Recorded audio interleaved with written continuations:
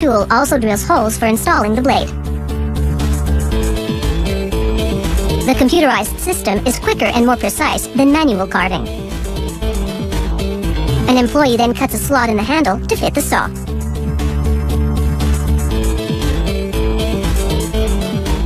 He sands the edges of the handle until it's smooth. He then inserts the cross-cut saw blade into the handle. It's a tight fit, but to more solidly entrench it, he drills through the holes in the wood handle to make corresponding holes in the metal blade sandwiched within it.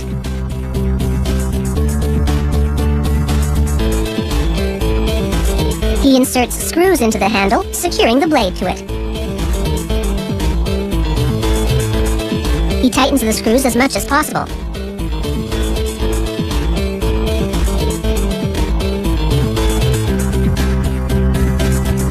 And this one-person saw is now complete. A two-person cross-cut saw is crescent-shaped and longer to cut through bigger trees. The teeth are also more substantial, with deep pitches between them. Sawdust will be expelled through these deep pitches, so there's no need for gullets in this particular cutting edge. Once the teeth have been cut, a worker places socket fittings on each end of the saw. He pounds and rivets to secure the fittings to the blade. These fittings will be used to install a different kind of handle, known as a fist grip, which is more suitable for a two-person saw. It's essentially a wooden dowel that just slides into the socket fitting.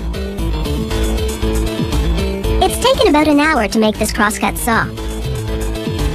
Wielded with force, it will cause mighty trees to fall, proving that this low-tech tool can still cut it on the job site.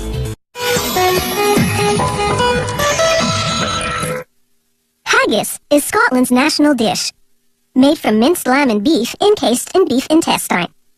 While quintessentially Scottish, historians believe haggis actually originated in ancient Greece and eventually made its way northward with the Romans to Britain.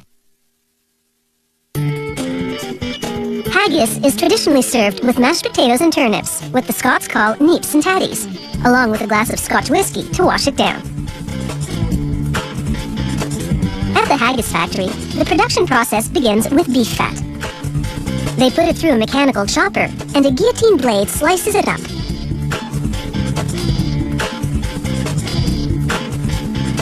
The chunks of fat go into a large cook tank. They fill the tank with water and simmer the fat for 2.5 hours. Then, using a strainer, they drain the cooked fat and put it in a tub. Then they empty the tub into a mincer. Next, they chop up lamb lungs. Haggis recipes sometimes also use heart and liver. They simmer those in a cook tank as well for 2.5 hours. Using a strainer, they drain and remove the cooked chopped lungs and transfer them to a tub. They now take dried shredded onions and rehydrate them with some stock from the cooked meat. They pour the onion and stock mix into the tub with the cooked lungs, then empty the whole thing into the mincer to join the ground fat.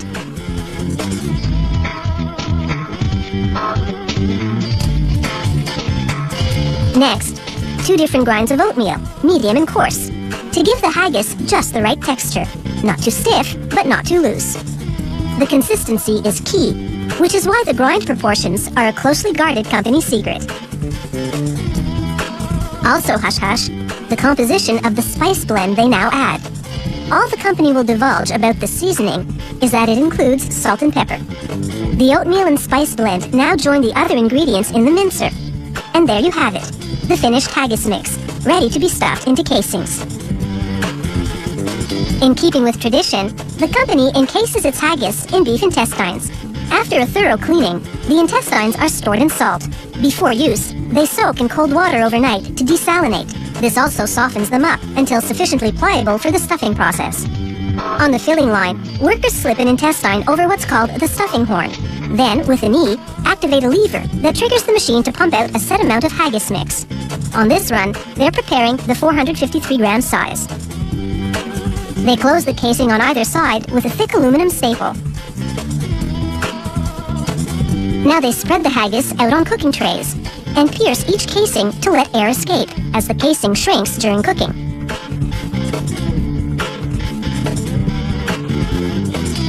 The temperature inside the steam oven is 110 degrees Celsius. The haggis cooks for 1 hour, during which the casing shrinks and forms into a ball shape.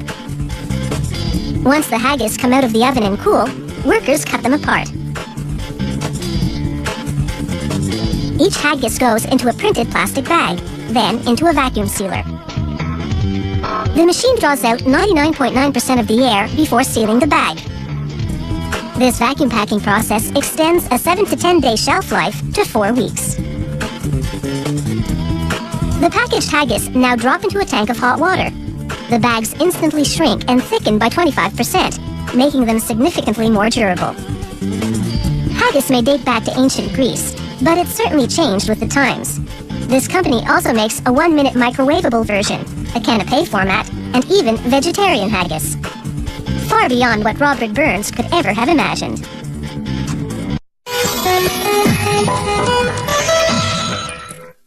The term collectible firearms refers to antique guns and top-of-the-line new guns made in the traditional style.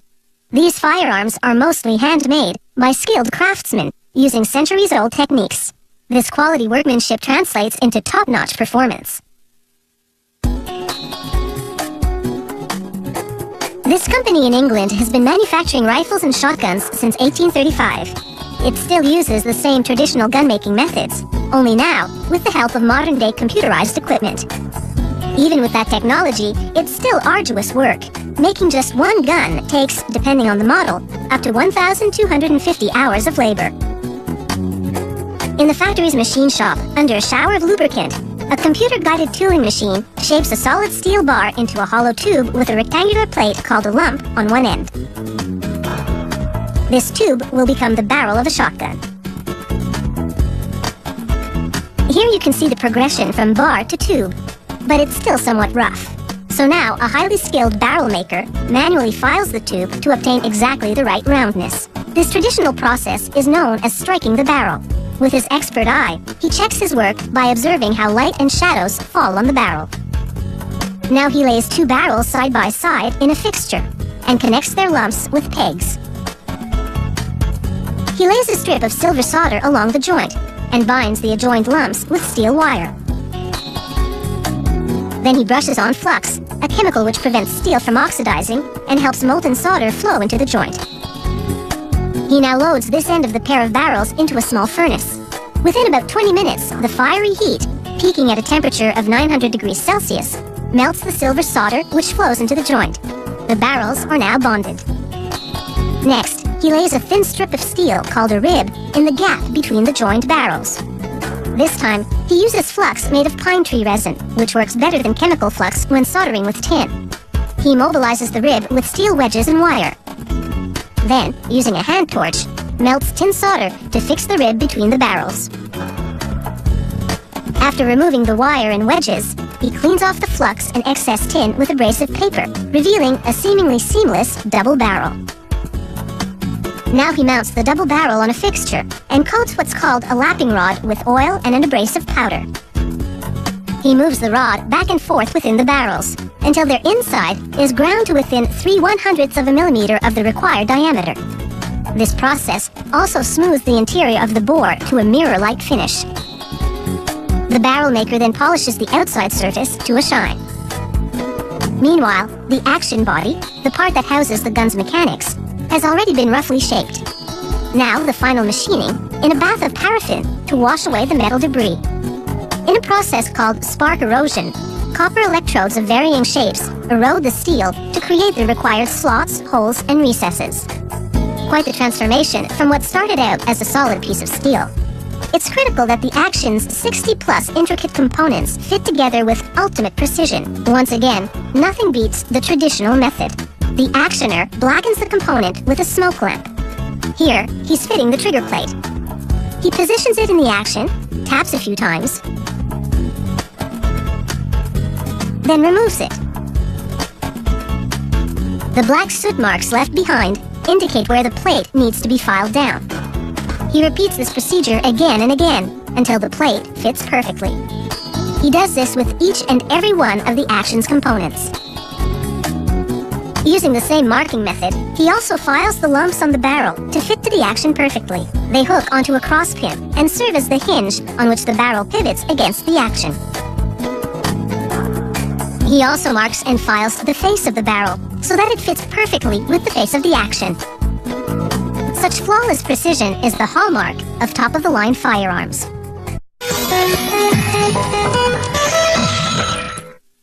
The shotgun's action is finished, but there are still two main components to come.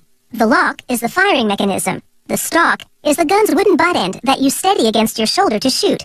Once those components join the others, the whole shotgun will be complete: lock, stock, and barrel. Some double-barreled shotguns have two triggers, one per barrel. Others have a single trigger which fires each barrel alternately. Depending on the style of the gun, the two barrels are positioned either side by side or one over the other.